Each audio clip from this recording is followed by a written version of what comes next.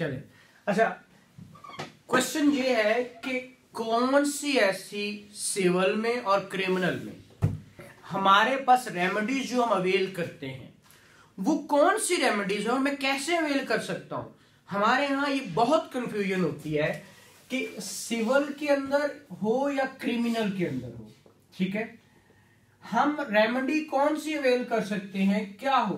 Actually दोनों के अंदर क्या बात होती है, एक वर्ड हमने सुना हुआ है ऑर्डर, क्या सुना हुआ है ऑर्डर, एक हमने सुना हुआ है डिक्री, ठीक है, बट जजमेंट भी सुना होगा आपने, ठीक है।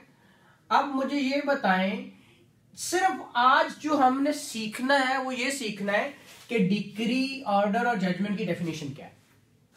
अगर हमें डिफाइन करना ये चीजें आ जाएंगी तो हमें सिविल क्रिमिनल की रेमेडीज अपने आप आ जाएंगी। जब भी कोई ऑर्डर होता है कोर्ट के, जब आप चैलेंज करना चाहते हैं, either that is order or decree or judgement. Civil के अंदर ऑर्डर और जजमेंट होता है, डिक्री नहीं होता क्रिमिनल के अंदर, और सिविल क्रिमिनल के अंदर सिविल के अंदर ये तीनों होते हैं। क्रिमिनल में क्या होता है, ऑर्डर और जजमेंट होता है, डिक्री नहीं होता, ऐसा ही है। और जबकि क्रिमिनल के अंदर सिर्फ दो चीजें ऑर्डर और जजमेंट आती है। कभी आपने जजमेंट को कहीं चैलेंज किया? कोई भी शख्स जजमेंट के खिलाफ जाता है? हाँ जी, आंसर इज नो। भाई आप जजमेंट के खिलाफ आप कहते हैं डिक्री इज अपीलेबल, आप जजमेंट इज अपीलेबल। हाँ, तो जजमेंट क्यों नहीं होती? जजमेंट एंड डिक्री डेफिनेशन क्या है? What is definition of decree and what is definition judgement and what is definition of order?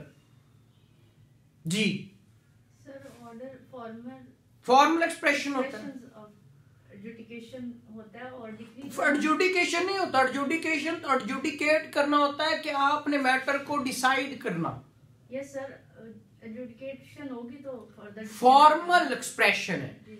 अब जो डेली बेसिस पे होते हैं आपके ऑर्डर्स, वो फॉर्मली जी फलां फलां हाजिर, अब प्लेंटिफ हाजिर, डिफेंडेंट हाजिर, और क्या हुआ है जी, next date of hearing is this, बस।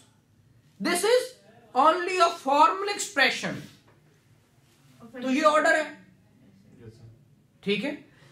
बट जहां डिक्री और जजमेंट की बात आएगी, ये क्या है, ये एडजुडिकेट होता है, एक इश्यूज पे एक प्रॉपर इश्यूज फ्रेम होते हैं, इश्यूज के ऊपर क्या होता है, प्रॉपरली फाइंडिंग्स आती हैं। अगर क्रिमिनल होगा तो प्रॉपरली चार्ज फ्रेम होगा, चार्ज फ्रेम होने के बाद शहादत आएगी, और फिर जाके आइदर दैट इज एक्विटल और दैट इज कन्विक्टेड। वो कुछ भी होगा, कन्विक्शन होगी या एक्विटल होगा, वो बाद की बात है। लेकिन जो ये सारी बातें शहादत आ रही है, फलां गवाह हुआ, उसके ऊपर जिरा हुई, फलां ने ये आर्ग्यूमेंट किए, फलां ने ये किए, दैट इज डिटेल एक्सप्रेशन ना। तो वो क्या है, जजमेंट हिस्सा डिक्री जजमेंट में से अखज जो क्रक्स होता है, जो आपको दिया या नहीं दिया, finally suit is here bye dismissed, जो डिसमिस सूट किया दैट इज डिक्री शीट बाकायदा बनाई जाती है, ठीक है। जजमेंट अलग होती है, डिक्री अलग होती है, जो वो अनाउंस कर देता है कि what relief given to you, that relief is called decree. जो रिलीफ आपको मिला है, चाहे वो किसी को भी मिला है, बट जो रिलीफ मिला है वो डिक्री है। लेकिन जो डिटेल देगा वो क्या देगा, जजमेंट में देगा। अब आज मैंने ये सीखना है कि ऑर्डर और डिक्री, मैं इसके खिलाफ मैं जाऊंगा कहां, जो क्वेश्चन है हमारा। क्रिमिनल के अंदर ऑर्डर की काइंड्स होती हैं, क्या होती हैं, ऑर्डर की क्या होती हैं, काइंड्स। अब ऑर्डर की काइंड्स कौन सी होती हैं भाई, हमारे यहाँ 3 तरह के ऑर्डर होते हैं। कौन कौन से? सर वो क्रिमिनल साइड पे लिख दें। अच्छा सॉरी, आज तो आप क्रिमिनल कर देने, ठीक है। वो किसी ने पूछा सी ना कि इधर आ जाए अंग्रेजी, उन्होंने कहा इधर आके अंग्रेजी क्या, उन्होंने कहा कम हेयर, तो उन्होंने कहा अगर उधर खड़ा कहे इधर आके, उधर जाके कह दे कम हेयर, ठीक है, जैसे इधर एक कर देना क्रिमिनल, तेन सिविल कर देना, ठीक है, ठीक है। तो ये सिविल हो गया। तो ऑर्डर जजमेंट, अब हम देख रहे हैं कि ऑर्डर की काइंड्स कौन सी हैं, कौन कौन सी काइंड्स हैं जी, आपको पता है? शाबाश। फिर भी कोशिश करने से क्या होता है? शाबाश। देखो ना, आप देखो हमारे यहाँ कुछ ऑर्डर होते हैं एग्जेक्टिव, जिसको एडमिनिस्ट्रेटिव भी कहते हैं, ठीक है। फिर होते हैं जुडिशियल ऑर्डर, और तीसरे होते हैं कोजाए जुडिशियल। क्या होते हैं? कोजाए जुडिशियल। अच्छा, ये नहीं मुझे बोलना था सर, कोई गल नहीं जी, ठीक है। कसाई जुडिशियल, कोजाए जुडिशियल, ठीक है। ये कसाई बोलता, अच्छा, कसाई जुडिशियल, ठीक है। कुछ ऑर्डर होते हैं एग्जेक्टिव ऑर्डर्स, कुछ होते हैं जुडिशियल, और कुछ होते हैं कोजाए जुडिशियल। भाई जज, ये ऑर्डर्स की एग्जाम पता चल जाए तो हमें पता लग जाए क्या होना है। सिर्फ इन एग्जाम की हमें पता लग जाए कि आया this is a judicial order, or this is executive order, or quasi judicial. ये कोजाए जुडिशियल ना हियों में ना शियों में, ठीक है, वो कोजाए जुडिशियल होता है, ठीक है। अब सबसे पहले जुडिशियल है या एग्जेक्टिव और एडमिनिस्ट्रेटिव ऑर्डर है? एडमिनिस्ट्रेटिव को एग्जेक्टिव बोलते हैं। हाँ जी, उसी को एग्जेक्टिव बोलते हैं। एग्जेक्टिव या एडमिनिस्ट्रेटिव ऑर्डर क्या होते हैं? जितने ऑर्डर आपके कोर्ट के अंदर आप जाओ प्रोसीडिंग के लिए, और वो क्या करे, कोर्ट उसको उसी वक्त आपको रिलीफ दे या ना दे, और बाकी प्रोसीडिंग टर्न डाउन हो जाए। अब उसके अंदर बाकी प्रोसीडिंग नहीं बची। किसी कोर्ट के अंदर आप गए, लाइक मैं टीए मूव करता हूं, ट्रांसफर एप्लीकेशन देता हूं, किसके पास दूंगा? सिविल जज के पास। कहां जाएगी? सेशन जज ने जी, जी सर, सेशन नहीं कहते, माजरत के साथ उसको डिस्ट्रिक्ट जज कहते हैं। जब आप सिविल की बात करेंगे उसका नाम डिस्ट्रिक्ट एंड सेशन जज है। सेशन जज तब है जब वो क्रिमिनल सुन रहा है, तो उस वक्त आप पर्टिकुलरली ये बोलेंगे कि दैट इज सेशन जज। और अगर वो सिविल को डील करे तो वो कौन सा जज है? डिस्ट्रिक्ट जज। तो डिस्ट्रिक्ट जज के पास टीए मूव करते हो, वो डिसमिस हो जाती है, फिर आप क्या करते हो? जो आपको एक्सेप्ट कर लेता है, एक्सेप्ट करता है ना, केसेस ऑफ द पेड, तो भाई बाकी प्रोसीडिंग उसके पास रहेगी कोई? किधर गई वो? तो उधर ही गई ना, उसने तो एक ऑर्डर कर दिया, दैट इज एडमिनिस्ट्रेटिव ऑर्डर और एग्जेक्टिव ऑर्डर। अब जितने भी एडमिनिस्ट्रेटिव या एग्जेक्टिव ऑर्डर होंगे उनके खिलाफ हमेशा रिट लाया करती है। क्या लाया करता है? जितने ऑर्डर आपके एडमिनिस्ट्रेटिव या एग्जेक्टिव ऑर्डर होंगे उनके खिलाफ सिर्फ रिट होगी। सर इसकी डेफिनेशन बताएं जरा। वो आप बना लें कोई भी, मैं आपको लिखवा दूंगा। अच्छा सर, प्रॉपर लिखवा दूंगा, ठीक है। एग्जेक्टिव ऑर्डर या एडमिनिस्ट्रेटिव ऑर्डर कौन से होंगे? जब प्रोसीडिंग किसी कोर्ट के अंदर क्या हो, बाकी ना बचे, वो एट वंस हो, उसके पास गई, उसने डिसाइड किया, डिसीजन हुआ, बात खत्म। अब आप रिमांड लेने जाते हैं, रिमांड, क्रिमिनल में रिमांड कभी देखा है? अच्छा, रिमांड होता है, तो जब रिमांड होता है, रिमांड देता है या टर्न डाउन करता है, उसके पास प्रोसीडिंग, उसके पास बजट थी नहीं, वो तो ट्रायल कोर्ट के पास चली जाती है। अगर उसने जुडिशियल कर दिया तो फिर तो क्या आता है? चलान आता है, तो क्या उसके पास आता है? Answer is no. वो तो एरिया मैजिस्ट्रेट है ना, वो तो एक judicial area magistrate special powers के साथ बैठा हुआ है। 302 का मुलजम है, उसका रिमांड किसने लेना है? सेशन जज ने जी। 302 का रिमांड कहाँ होता है? तो वैसे ये तो जुडिशियल ही इसकी है, बट सर कहाँ तो वैसे हाँ, बट क्या जुडिशियल जो वो ट्रायल कोर्ट ही रिमांड देती है? Answer is no. रिमांड तो एरिया मैजिस्ट्रेट देता है ना। तो अब ये बताएं कि जब उसने रिमांड दे दिया या नहीं दिया, दोनों सूरतों में क्या सा ऑर्डर है? एग्जेक्टिव ऑर्डर है जी, ठीक है। हाँ जी। अब उसकी मैं ये एग्जांपल क्यों दे रहा हूं? अब ये देखो 22A-B आप मूव करते हो, अब गलतुल्लाह में 22A-B कहते हैं, लेकिन मैं उसको 22A ही कहता होता हूँ, ठीक है। 22A-B का कोई ताल्लुक नहीं है उसके साथ, ठीक है। 22A-6 है एक्चुअली हो, ठीक है। 22A-6 और पर्टिकुलरली 1, ठीक है। या 2 या 3 कोई भी, हम FIR को रजिस्ट्रेशन ऑफ क्रिमिनल केस की तरफ जाते हैं, तो क्या वो ऑर्डर कर देता है, कुछ प्रोसीडिंग बाकी बचती है? वो तो ट्रायल कोर्ट में वापस हाँ देखो बात ही खत्म हो गई ना। सिंपल ही आ गया। हाँ तो वो कौन सा ऑर्डर है? एग्जैक्टली। लेकिन यहाँ पे जजमेंट ऑफ हाई कोर्ट है, रिमांड और ये दोनों ऑर्डर को कोजाया जुडिशियल कहता है। वो कहता है ये दो कौन से जजमेंट मेरे जहन से निकल गई, जजमेंट के अंदर उन्होंने 2-3 जजमेंट्स हैं इसके ऊपर, मैं आपको लिखवा दूंगा। वो कहता है ये इन ऑर्डर के खिलाफ अब जो कोजाया जुडिशियल ऑर्डर्स होंगे उनके खिलाफ आप रिवीजन भी कर सकते हैं। जो ऑर्डर कोजाया जुडिशियल हो गए उनके खिलाफ आप क्या कर सकते हैं, बट हमारे यहाँ प्रैक्टिस अभी तक नहीं है। मतलब ओनली रिवीजन अप्लाई। हाँ उनके खिलाफ अभी तक हमारे यहाँ ये प्रैक्टिस नहीं है।